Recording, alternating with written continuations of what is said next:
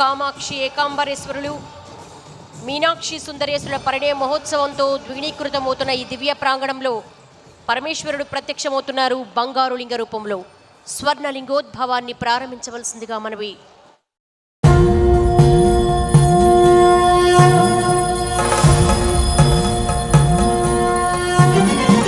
ब्रह्ममुरारिसुरार्चितलिङ्गं निर्मलभासितशोभितलिङ्गम् जन्मजदुःखविनाशकलिङ्गं तत्प्रणमामि सदा शिवलिङ्गं.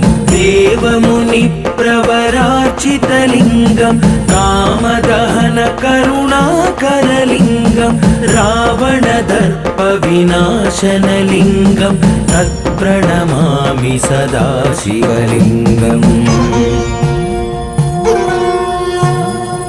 सर्वसुगन्धसुलेपितलिङ्गं बुद्धिविवर्धनकारणलिङ्गं सिद्धसुरासुरवन्दितलिङ्गं तत्प्रणमामि सदा शिवलिङ्गं. कनकमहामणिभूषितलिङ्गं फणिपतिवेष्टितशोभितलिङ्गं दक्षसुयज्ञविनाशनलिङ्गं तत्प्रणमामि सदा शिवलिङ्गम्.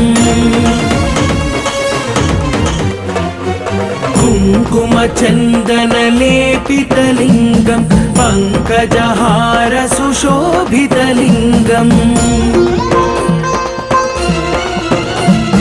सञ्चितपापविनाशनलिङ्गं तत्प्रणमामि सदा शिवलिङ्गं. देवगणार्चितसेवितलिङ्गं भावैर्भक्तिभिरेव च लिङ्गं दिनकरकोटिप्रभाकरलिङ्गं तत्प्रणमामि सदा शिवलिङ्गम्.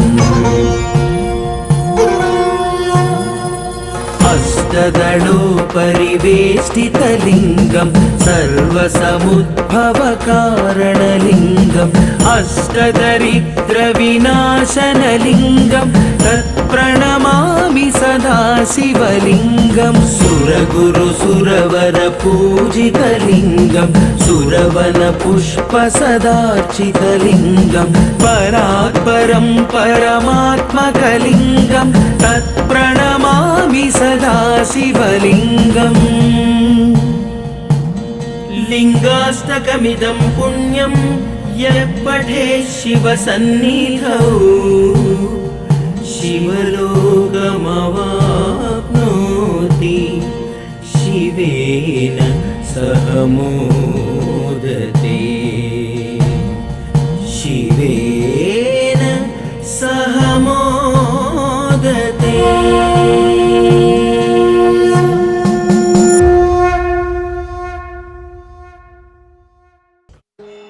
ओम नमः शिवाय. ओम नमः शिवाय. ఓం నమః శివాయ. ओम नमः शिवाय. ఓం నమః శివాయ.